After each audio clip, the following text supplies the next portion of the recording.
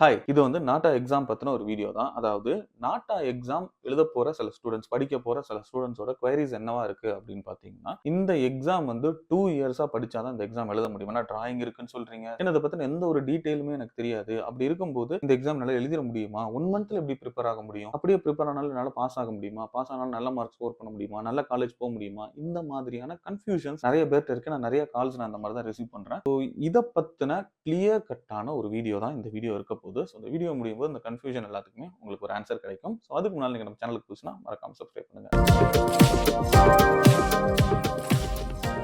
சரி, okay. So first இந்த exam வந்து 1 இயரா நம்ம வந்து படிக்கலாம். ஓகே. 2 இயர்ஸா படிக்கணும், இல்ல 3 இயர்ஸ் முன்னால இருந்தே படிக்கணுமா அப்படின்னா, அப்படி படிக்கணுன்ற அவசியம் கிடையாது. இந்த எக்ஸாம் வந்து எப்படி இருக்கும் அப்படின்றத தெரிஞ்சுக்கிட்டீங்கன்னா, இத பத்தின ஆன்சர் உங்களுக்கு கிளாரிட்டியா இருக்கும். ஸோ அது எப்படி இருக்கும்ன்றத நான் கிளியரா சொல்றேன். இது 2 டைப்பா அந்த கொஸ்டின் கேட்பாங்க. ஒண்ணு டிராயிங் ரிலேட்டடா கேட்பாங்க. டிராயிங் நம்ம வரையணும். இன்னொன்னு ஆப்டிட்யூட் டெஸ்ட்டா எழுதணும். நம்ம சூஸ் த பெஸ்ட் ஆன்சர் மாதிரி கம்ப்யூட்டர்ல செலக்ட் பண்ணணும். சரி. இதுல எந்த மாதிரி கேட்பாங்க? 2 விஷயமா இருக்கும். ஒண்ணு நீங்க 12th படிச்ச பிசிக்ஸ், கெமிஸ்ட்ரி, மேத்ஸ் இது ரிலேட்டடா உங்களுக்கு வரும். அதாவது அப்படியே வராது. இது ரிலேட்டடா உங்களுக்கு வரும். இது நீங்க நல்லா படிச்சிருந்தீங்கன்னா, அது ரிலேட்டடா வர கொஸ்டின உங்களால அட்டெண்ட் பண்ண முடியும். சோ அந்த மாதிரி தான் உங்களுக்கு வந்து கொஸ்டின் கேட்பாங்க. அடுத்தது ஆர்க்கிடெக்சர்ல இருக்கிற பேசிக் டெர்ம்ஸ் வந்து உங்களுக்கு கேட்பாங்க. சில பாராமீட்டர்ஸ்லாம் இருக்கு. சோ அத வந்து உங்களுக்கு கேட்பாங்க. சோ இந்த மாதிரி தான் வந்து இந்த எக்ஸாம் வந்து கண்டக்ட் பண்ணுவாங்க. எந்த மாதிரி இருக்கும்னா, எல்லாமே உங்களுக்கு ஒரு ஈஸி அண்டர்ஸ்டாண்டிங்கா இருக்கும். சோ நீங்க சிலபஸ் அண்டர்ஸ்டாண்ட் பண்ணிட்டீங்கனாலே இந்த எக்ஸாம் உங்களால ஈஸியா ஸ்கோர் பண்ண முடியும். அப்படி இருக்கும்போது இல்ல நான் ஆவரேஜ் ஸ்டூடண்ட், என்னால வந்து இல்ல நான் பிலோ ஆவரேஜ் ஸ்டூடண்ட், என்னால வந்து இந்த எக்ஸாம்க்கு 1 இயரா ப்ரிப்பேர் ஆனா தான் முடியுமா? இல்ல 2 இயர்ஸா ப்ரிப்பேர் ஆனா தான் முடியுமா? அப்படின்னா 1 இயர்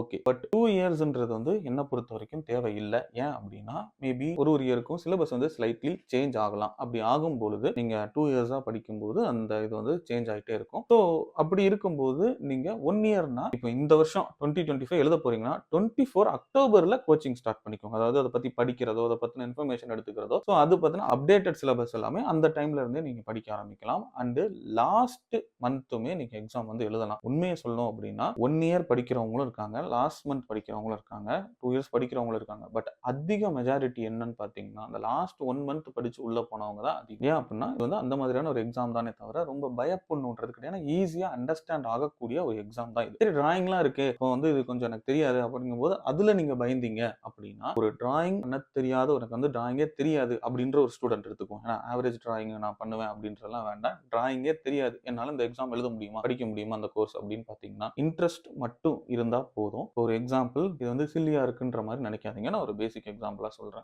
ஃபர்ஸ்ட் நீங்க ஒரு கேம் விளையாட போவீங்க. அது கிரிக்கெட்டா இருக்கட்டும், ஸ்விம்மிங்கா இருக்கட்டும், what ever, hockey, what ever, நீங்க இந்த மாதிரி ஒரு கேம் வந்து நீங்க விளையாட போறீங்கன்னா ஃபர்ஸ்டே உங்களுக்கு தெரியுமா இது இந்த மாதிரி இருக்கப்போ பார்த்திருப்பீங்க, ஓரளவுக்கு ஏதோ ஒரு சின்ன சின்ன விஷயம் தெரிஞ்சிருக்கும். பட் அதுக்கப்புறம் விளையாட அதுல நீங்க வந்து ஒரு ப்ரோவாவோ, நீங்க ஒரு பெரிய ஒரு ஆளாவோ ஜாம்பவானா கூட நீங்க ஷைன் ஆகலாம். இதே மாதிரி தான் இந்த கோர்ஸ் மட்டும் இல்ல, எல்லா விஷயமும் இதே மாதிரி தான். ஃபர்ஸ்ட் ஒரு விஷயத்தை வெளில இருந்து பார்க்கும்போது ஒரு மாதிரி தெரியும், உள்ள போகும்போது நமக்கு அதுக்கப்புறம் பழக அது எல்லாமே இன்ட்ரெஸ்ட் தானே. ஒரு கேம் நீங்க கத்துக்கிறீங்கன்னா அது இன்ட்ரெஸ்ட் இருந்தா தான் நீங்க கத்துக்க முடியும். அப்படிங்கும்போது நீங்க அப்படியே அதுல படிப்படியா முன்னேற ஆரம்பிப்பீங்க. ஸோ சேம் பேட்டர்ன் தான் இங்க வந்து ஃபாலோ ஆகுது. இந்த கோர்ஸ்ல இன்ட்ரெஸ்ட் இருந்தா போதும், டிராயிங் தெரியணுன்ற அவசியம் கிடையாது. பேசிக்ல இருந்தே நீங்க வந்து ஆரம்பிக்கலாம். அது அப்படியே படிப்படியா நீங்க இம்ப்ரூவ் பண்ணிட்டே போகலாம். இது வந்து டிராயிங் தெரிஞ்சாதான் பண்ண முடியும் இது அப்படின்ற மாதிரி எந்த ஒரு விஷயமே கிடையாது. டிராயிங் தெரிஞ்சு என்ன ஆர்டிஸ்டாவா போறது, நான் வரையவா போறேன் யாரையும். வி ஜஸ்ட் நம்ம மைண்ட்ல என்ன இருக்கோ அதை பேப்பர்ல கொண்டு வர போறோம். நம்மளோட இமேஜினேஷன், நம்ம கற்பனை திறனை உள்ள கொண்டு வர போறோம். ஸோ அது ரியலிஸ்டிக்கா இருந்தாலும் ஓகே தான், இல்லைன்னா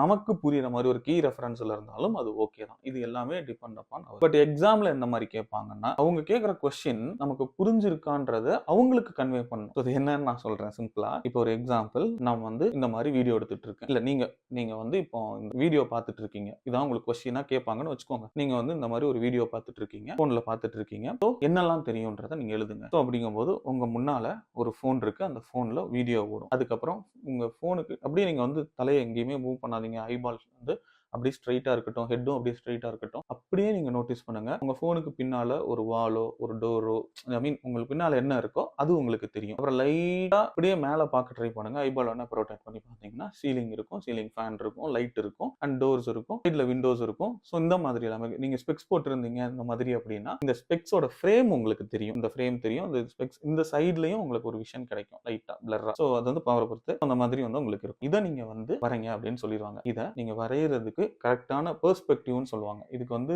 என்ன சொல்லணும்னா எல்லா டிராயிங்குமே ஒரு ட்ரிக் தான். பெர்ஸ்பெக்டிவ் ட்ரிக் வச்சு தான் இந்த டிராயிங் எல்லாமே பண்ண முடியும். ட்ரிக்னு இல்ல, ஏன்னா அது இருந்தா தான் பண்ணவே முடியும். இந்த பெர்ஸ்பெக்டிவ்ன்றது ரொம்ப ஈஸியான ஒரு மெத்தட் தான். அது என்னன்றத பத்தி தெரிஞ்சுக்கணும்னா கமெண்ட் பண்ணுங்க. அதை பத்தி நான் ஒரு வீடியோ மேக் பண்றேன். இந்த மாதிரி பெர்ஸ்பெக்டிவ் அப்படின்றத வச்சு தான் நம்ம எந்த ஒரு டிராயிங்குமே வரைய முடியும். அது ரொம்ப ஈஸியானது தான். ஒரு வாரம் பிராக்டிஸ் இருந்தா போதும், நம்மளால கண்டிப்பா ஓரளவுக்கு நல்ல லெவல்ல நம்மளால டிரா பண்ண முடியும். அவங்களுக்கு அதை கன்வேவும் பண்ணிட முடியும். இது வந்து வெறும் டிராயிங் பெர்ஸ்பெக்டிவ் மட்டும் சொல்லல. இதுல நிறைய இருக்கு. டேர்ம்ஸ் வந்து சின்ன சின்ன டேர்ம்ஸ் எல்லாமே இருக்கு. பட் அது வந்து டீடைல் பண்ணனா உங்களுக்கு கன்ஃபியூஸ் ஆகும். ஏன்னா ஸ்கேல், ப்ரொபோர்ஷன் இந்த மாதிரி நிறைய இருக்கு ஒரு டிராயிங்ல. பட் இது வந்து ஒரு பேசிக்கா சொல்றது. இப்படி பார்த்தா என்னென்ன தெரியும், அப்படி எப்படி தெரியும், என்ன சைஸ்ல தெரியும். ஒரு ஹியூமன் இங்க நிக்கிறதுக்கும் தள்ளி ரொம்ப தூரம் தள்ளி நிக்கிறதுக்கும் வித்தியாசம் இருக்குல்ல. தள்ளி நின்னா சின்னதா தெரிவாங்க, பக்கத்துல இருந்தா பெருசா தெரிவாங்க. சோ இந்த மாதிரியான விஷயங்கள் எல்லாமே இதுக்குள்ள இருக்கு. சோ இது எல்லாமே நம்ம வரையணும். இதை வந்து ஈஸியான மெத்தட் தான் வரைகிறதுக்கு. ரொம்ப டிஃபிகல்ட்டோ இதுவோ கிடையாது. இது வரையவே தெரியாதவங்களால கூட ஒரு வாரம் பிராக்டிஸ் இருந்தாலே போதும், நல்லா வரைய முடியும் நம்மளால. ஸோ அதனால இதை பத்தி நீங்க ஒரி பண்ணிக்க வேண்டாம். இதை எல்லாத்தையும் கிளியர் பண்ற மாதிரி நாங்க ஒரு வெபினார் கண்டக்ட் பண்றோம். அந்த வெபினார்ல ஒரு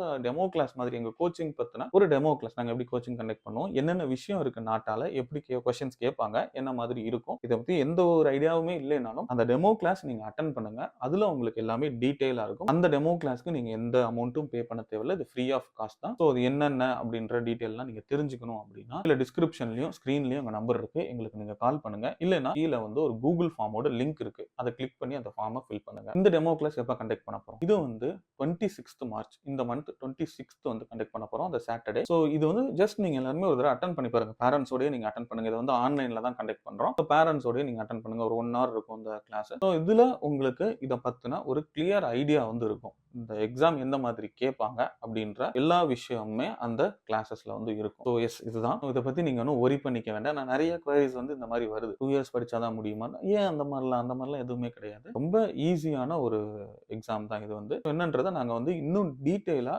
கிளியரா உங்களுக்கு வந்து அந்த டெமோ கிளாஸ்ல எக்ஸ்பிளைன் பண்றேன். ஸோ இவ்வளவுதான். இதெல்லாம் டவுட் இருக்குன்னா என்னன்றதை கமெண்ட் பண்ணுங்க. வேற ஏதாவது நாட்டா ரிலேட்டடாவோ இல்லை ஆர்கிடெக்சர் ரிலேட்டடாக டாபிக் வேணும் அப்படின்னு நினைச்சீங்கன்னா அது என்னன்றதையும் கமெண்ட் பண்ணுங்க. அதை பத்தி கண்டிப்பா ஒரு வீடியோ மேக் பண்றேன். அண்ட் நீங்க இந்த சேனலுக்கு புதுசுனா மறக்காம சப்ஸ்கிரைப் பண்ணிக்கோங்க. அண்ட் பெல் பட்டனையும் கிளிக் பண்ணிக்கோங்க. ஏன்னா இந்த மாதிரியான நாட்டா அப்டேட் பத்தின வீடியோஸோ இல்லை ஆர்கிடெக்சர் வீடியோஸ்லாம் உங்களுக்கு மேக் பண்ணும்போது உங்களுக்கு டேரக்டா நோட்டிஃபிகேஷன்ல வரும். அண்ட் இந்த வீடியோவை உங்களோட ஃப்ரெண்ட்ஸ், ரிலேட்டிவ்ஸ் யாராவது நாட்டா பத்தி படிக்கணும் பட் ஆனா பயமா இருக்கு, இல்லை நாட்டா பத்தின இன்ஃபர்மேஷன் தேடிட்டு இருக்காங்கன்னா அவங்களுக்கு இந்த வீடியோவை ஷேர் பண்ணுங்க. அடுத்த வீடியோவில் பார்ப்போம். Until then, bye from Architect Lingesh.